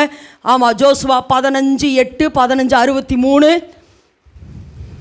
ஜோசுவா வாசிமா வேகமா. அப்புறம் எபூசியர் குடியிருக்கிற எருசலேமுக்கு தென்புறமா. போது இப்ப யாருடைய கையில அடுத்து யாருடைய கையில வந்துருச்சு? நல்லா சொல்லுங்க, யாருடைய கையில வந்துருச்சு? 15:63 வாசிங்க. 15:63. எருசலேமிலே குடியிருந்த எபூசியரை யூதா புத்திரர் துரத்திவிட கூடாமல் போதுமா. இப்போ பாருங்க, முதல்ல யார் எந்த சேத்து கையில் இருந்தது? மெல்கிசேதேக்கினுடைய கையில் இருந்துச்சு. அடுத்து அதோனிசேதேக்கினுடைய கையில் வந்துச்சு. அடுத்து எபூசியருடைய கைக்கு வந்துச்சு. இப்போ எபூசியர் எல்லாம் துரத்தி விடுறதுக்கு ஜோசுவாவும் ஜனங்களும் போராடுறாங்க. இப்போ வாசிங்க. துரத்தி விட கூடாமல் போயிற்று. அப்படிதானே இருக்குது. எருசலேமிலே குடியிருந்த எபூசியரை யூதா புத்திரர் துரத்திவிட கூடாமல் முடியல. எபூசியரை துரத்தறதுக்கு முடியல. அடுத்து 1:21 வாசிங்க. நியாயாதிபதிகள் 1:21 வாசிங்க. யோசுவா மரித்த பின் இஸ்ரவேல் புத்திரர் கர்த்தரை நோக்கி கானானியரை எதிர்த்து யுத்தம் பண்ணும். 21ஆமா 1:21 பென்யமீன் புத்திரர் எருசலேமிலே குடியிருந்த எபூசியரையும் துரத்தி விடவில்லை. போதுமா. இப்ப புரிஞ்சுச்சாமா? எத்தனை பேருக்கு புரிஞ்சுச்சா இல்லையாமா? இல்ல புரிஞ்சுட்டு போயிருச்சாமா? புரிஞ்சாமா?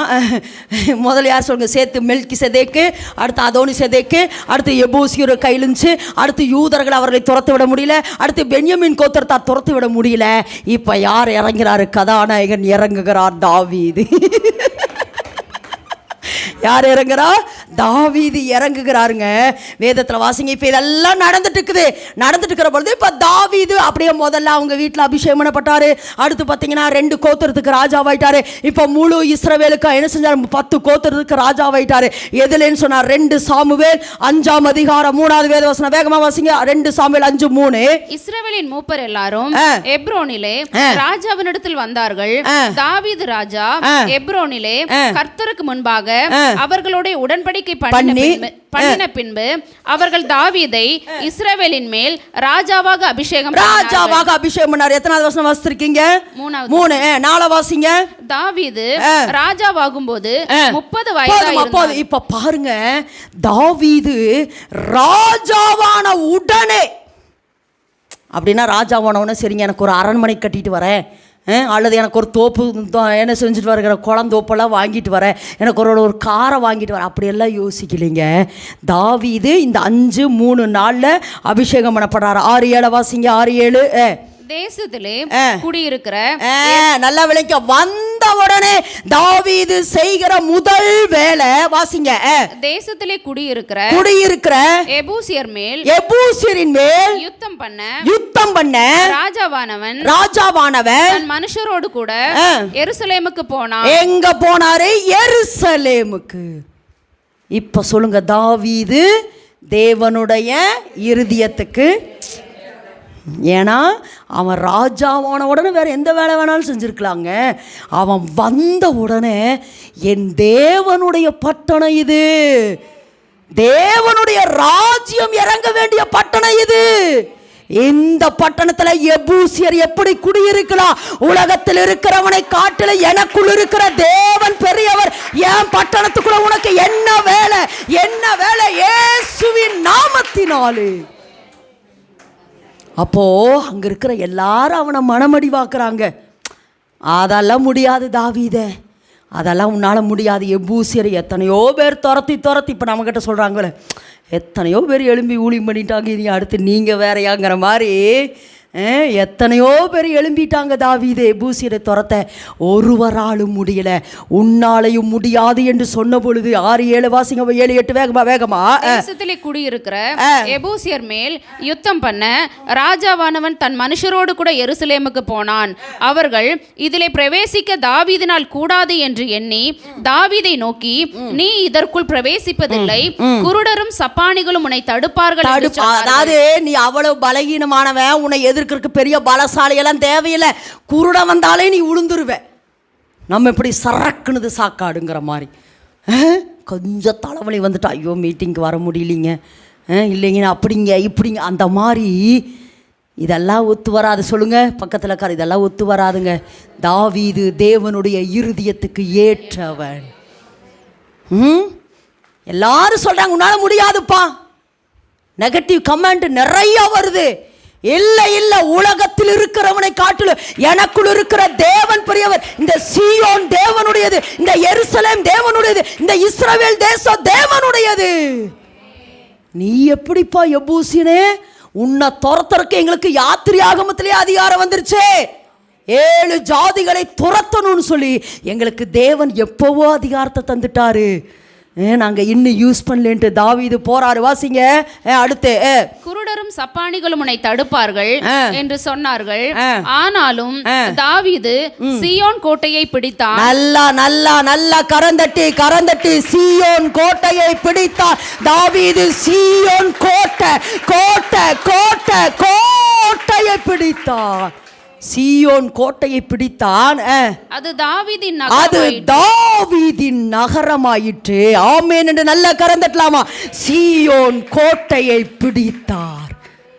எதை பிடிச்சாரு? எருசலேமை பிடிச்சு, நல்லா விளங்கமா, மைய பகுதி தேவனுடைய தரிசனத்தை தரிசன பட்டணம் என்னது? ஆமாம், தரிசன பட்டணம் என்றால் தேவன் தனது திட்டத்தை நிறைவேற்ற நினைத்த பகுதி எருசலேம். அந்த எருசலேமில் சீயோனை பிடித்தார். இந்த சீயோனில் தான் சாலமோன் ராஜ்யத்தை கட்டினார், ஆலயத்தை கட்டினார். நல்லா நல்லா நல்லா இன்னும் நல்லா கரந்தட்டி தேவனுடைய நாமத்தை நம்ம மகிமைப்படுத்துவோம். இந்த சீயோனில் தான் யார் ஆலயத்தை கட்டினா? யார் ஆலயத்தை கட்டினா? நல்லா சொல்லுங்க, யார் ஆலயத்தை கட்டினா? சாலமோன். இதுதான் தேவனுடைய இருதயத்துக்கு ஏற்றவன். எனக்கு சித்தமானது எல்லாம் செய்து முடிப்பான். தாவீதை குறித்து கர்த்தர் சொல்றாரே, எனக்கு சித்தமானது எல்லாம். ஒன்று, திரும்ப சொல்லுங்க, நமக்கு 2 வேலை. ஒன்று, பிசாசை துரத்தணும். எல்லாருக்கும் கொடுக்கப்பட்ட வேலைமா, பிசாசை துரத்தணும். அடுத்து தேவ ராஜ்யத்தை என்ன செய்யணும்? ஸ்தாபிக்கணும். தேவ ராஜ்யத்தை நிலைநாட்டணும். நீங்கள் நான் ஏற்கனவே இதை சொல்லியிருப்பேன். அதாவது சாலமோன், அந்த தாவீது தேவனுடைய ஆலயத்தை அவர் ரொம்ப வருத்தப்படுறான். நான் நல்ல கேதுரு மரத்தில் கட்டின வீட்டில் தங்குறேன், உடன்படிக்கை பெட்டி அப்படி இருக்குதேன்னு ரொம்ப வருத்தப்படுற பொழுது ஆண்டவர் என்ன சொல்லார்? வேண்டாம் தாவீதை, ஏன்னா இந்த ஒரு இடம் மட்டும்தான் சொன்னேன், நீங்கள் அடுத்து தொடர்ந்து நீங்கள் வாஸ்து பாருங்கள், முழு தேசத்தையும் தாவீது தாங்க சுதந்திரிச்சா, வெட்டி வெட்டி. அதனால தான் சொல்லார், நீ ஆலயத்தை கட்ட வேண்டாம், ஏன்னா உன்னோட கை எப்படி இருக்குது? யுத்தம், ஆமாம் யுத்த கரையாக இருக்குது, நீ கட்ட வேண்டான்னு உன் மகனாகிய சாலமோனை கொண்டு கட்டுவேன் என்று தேவ ராஜ்யம், எஸ் ஆமாம் எக்ஸ்டாப்ளஸ் தேவ ராஜ்யம் கட்டப்பட்டது. தேவனுடைய ஆலயத்தை சாலமோன் கட்டி எழுப்பினா. ஏன்னா சாலமோன் தேவனுடைய ஆமா ஆமா ஆமா ஆமா தேவனுடைய இருதயத்துக்கு ஏற்றவன். தாவீது தேவனுடைய இருதயத்துக்கு ஏற்றவன். சாலமோன் என்றால் தேவன் அவனிடத்தில் அன்பாயிருக்கிறார் என்று அர்த்தம். ஆமென் என்று சொல்லலாமா? சாலமோனை கொண்டு தேவன் என்ன செஞ்சார்? தேவராஜ்யத்தை கட்டுறார். சரி, ஓகே, இது அங்கே. இப்போ எனக்குள்ள, எல்லாரும் சொல்லுங்க, எனக்குள்ள இது இந்த ப்ராசஸ் வெளி ப்ராசஸ். முதல்ல அடுத்து நான் எப்போவுமே உங்களுக்கு சொல்கிறேன், எப்போவுமே ஒரு ப்ராசஸ் முதல்ல யாருக்குள்ளே நடக்கணும்? எனக்குள்ள. அடுத்து குடும்பத்துக்குள்ள. அடுத்து தேசத்துக்குள்ள. இப்போ இந்த 2 காரியமும் முதல்ல எனக்குள்ள நடக்கணும். சொல்லுங்க, எனக்குள்ள நடக்க 2 காரியம் என்னது? பிசாசை என்னை விட்டு, ஆமா, என் எலும்புகளில, நரம்புகளில, தசைகளில, ரத்த நாளங்களுக்குள்ள என் மேல தேவன் வச்சிருக்கிற திட்டத்தை பிசாசை நீ குலைக்க முடியாது, குலைக்க முடியாது. வெளியேறு, வெளியேறு. நான் தேவனுடைய ஆலயம், நான் தேவனுடைய ஆலயம், நான் தேவனுடைய ஆலயம், நான் தேவனுடைய ஆலயம். அப்போ ஒவ்வொரு மனிதர்களையும் தேவன் முதல்ல என்ன நினைக்கிறாரு? பிசாசின் பிடியிலிருந்து அந்த மனுஷனை கர்த்தர் விடுதலையாக்க நினைக்கிறாரு. 1. 2வது, அவனுக்குள் தேவ ராஜ்யத்தை கட்ட விரும்புகிறார். அதனால தான் லூக்கால வாசிச்ச ஒரு நாள், உங்களுக்குள் தேவ ராஜ்யம் வந்திருக்கிறது. பிசாசு என்னை விட்டு வெளியேறினபடினால், அதனால தான் வெளிப்படுத்தல் 21:3 வாசிக்கிறோம், நீங்கள் தேவனுடைய வாசஸ்தலமாக இருக்கிறீங்க. தேவனுடைய வாசஸ்தலம். அப்போ நான் சீயோன், ஆமென் என்று சொல்லாமல், அப்போ முதல்ல இன்னைக்கு அந்த அபிஷேகத்தை தான் கர்த்தர் உங்கள் மேலே போட போகிற. கடைசியாக வந்துட்டோம். இப்போ சொல்லுங்கள், முதல்ல எனக்குள்ள. சொல்லுங்கள், முதல்ல எனக்குள்ள என்ன நடக்கணும்? எந்த ப்ராசஸ் நடக்கணும்? 1, பிசாசிலிருந்து கையிலிருந்து. பிசாசு அடிக்கடி சொல்லு, என் மேலே உனக்கு அதிகாரம் கிடையாது, என் மேலே உனக்கு என்ன இல்லை? அதிகாரம் கிடையாது. என்னை விட்டு நீ என்ன செஞ்சிடணும்? வெளியேறணும். நான் தேவனுடைய ஆலயம். இன்னொன்று சொல்கிற, பிசாசே, இயேசு கிறிஸ்து எனக்காக ரத்தத்தை சிந்தி என்னை மீட்டுட்டார், என்னை மீட்டுட்டார். என் மேலே உன் கை இருக்கவே கூடாது. நான் தேவனுடைய ஆலயம், தேவனுடைய வாசஸ்தலம், நான் தேவனுடைய ராஜ்யம், நான் தேவனுடைய ராஜ்யம். 1 நான். அடுத்து குடும்பம். சொல்லுங்க, குடும்பத்துக்குள்ள பிசாசே வராதே, வராதே. என் கணவன் வழியா வராதே, என் பிள்ளை வழியா வராதே, என் ஃபியூச்சர்ல வராதே, என் பிள்ளையினுடைய திருமண காரியத்தில் வராதே, எனக்கு தேவன் வச்சிருக்கிற ஆசீர்வாதத்தில் வராதே, வராதே. துரத்தன, வெளியேறு, வெளியேறு. என் குடும்பத்தை விட்டு வெளியேறு, என் கணவனை விட்டு வெளியேறு, என் பிள்ளைகளை விட்டு வெளியேறு, என்னுடைய எதிர்காலத்தை விட்டு வெளியேறு. அடுத்து பட்டணம். ஆமாம், என் வீட்டுக்குள்ள தேவராஜ்யம் வரணும். சொல்லுங்க, என் வீட்டுக்குள்ள தேவராஜ்யம் வரணும். சொல்லுங்க, என் வீட்டுக்குள்ள தேவராஜ்யம். இது ஒவ்வொரு மனுஷனும் இப்படி தேவராஜ்யமாய் மாறணும். ஏற்கனவே சொல்லியிருக்கிறேன், எங்கள் ஹாஸ்டலில் நான் படிச்சுட்டு இருக்கிற பொழுது அந்த சாட்டர்டே கிரவுண்டு சுத்தம் பண்ணணும், பெரிய கிரவுண்டு சுத்தம் பண்ணணும். அப்போ எப்படி ஒரு 50-60 பேர் இருப்போம்ல, பெரிய கிரவுண்டு. அப்போ அந்த எங்கள் ஹாஸ்டல் வார்டன் அவங்க சொல்லுவாங்க, நீ போய் அங்கிட்டும் இங்கிட்டுமெல்லாம் போய் சுத்தம் பண்ண வேண்டாம், முதல்ல உன்னை சுற்றி ஒரு வட்டம் போடும்பார். என்ன செய்ய? உன்னை சுற்றி ஒரு வட்டம் போடு. முதல்ல என்ன செய்வோம்? வட்டம் போட்டு அந்த வட்டத்துக்குள்ள இருக்கிறத முதல்ல பிடுங்கிட்டினாவே போகுது. அப்படி 60 பேர் வட்டம் போட்டால் என்ன வந்துடும்? 60 பேர் இருக்கிற அந்த அந்த வட்டத்துக்குள்ள இருக்கிற எல்லா களைச்செடி பிடுங்கப்பட்டுச்சுன்னா கிரவுண்டே சுத்தமாயிரும். நல்லா நல்லா அப்படி என்ன சொல்ல, உன் வீட்டுக்குள்ள ராஜ்யம் வந்தா போது, உன் வீட்டுக்குள்ள உன் தெருவில் ராஜ்யம் வந்தா போது. தேவன் தேசத்துக்குள்ள ராஜ்யத்தை கொண்டு வருவார். பிசாசின் பிடியில் இருக்கிற எல்லாவற்றிலிருந்து நான் முதல்ல சொன்னேன், முதல்ல நான் பிசாசின் பிடியிலிருந்து விடுதலை ஆகணும். 2வது குடும்பம். ஓகே, அது ஓகே. நான், என் குடும்பம், என் தேசம். ஓகே, முதல்ல நான் பிசாசின் பிடியிலிருந்து வெளியே வந்துட்டேனா அநேகரை பிசாசின் பிடியிலிருந்து விடுதலை ஆக்குறவளா நான் மாறணும். அந்த அதிகாரம் என்னை கொண்டு தேவன் அதைத்தான் பயன்படுத்த விரும்புகிறார். நான் முதல்ல பிசாசின் பிடியிலிருந்து வெளியே வரணும். நான் அநேக ஜனங்களை பிசாசின் பிடியிலிருந்து விடுதலை ஆக்குகிறவளா என்னை தேவன் மாற்ற விரும்புகிறார். இது யாருக்கோ கொடுக்கப்பட்ட வேலை இல்லைம்மா, எனக்கு கொடுக்கப்பட்ட வேலை. யாருன்னு டேடி தேடிட்டு இருக்கிறாரு. யார் என்று தேவன் தேடிக்கொண்டிருக்கிறார். நான் வர ஆண்டவரே, நான் வர. ஒன்று அமலேக்கினை முற்றிலும் நாசம் பண்றதுக்கு நான் வர ஆண்டவரே, அமலேக்கினை முற்றிலும் நாசம் பண்ண. ஆமென். அமலேக்கினை முற்றிலும் நாசம் பண்ணணும். 2வது இங்கே ராஜ்யத்தை கட்டணும். ஆமேன் என்று சொல்லலாமா? எல்லாரும் இருக்கிற இடத்துல எழுமி நிற்கலாமா? எல்லாரும் இருக்கிற இடத்துல எழுமி நின்று ஏஸ்லாம் நன்றியோடு கூட துதிக்கிறேன். இன்றைக்கி என்ன ஒப்பு கொடுக்குற ஆண்டவரே, இன்னைக்கு என்ன ஒப்பு கொடுக்குறேன்.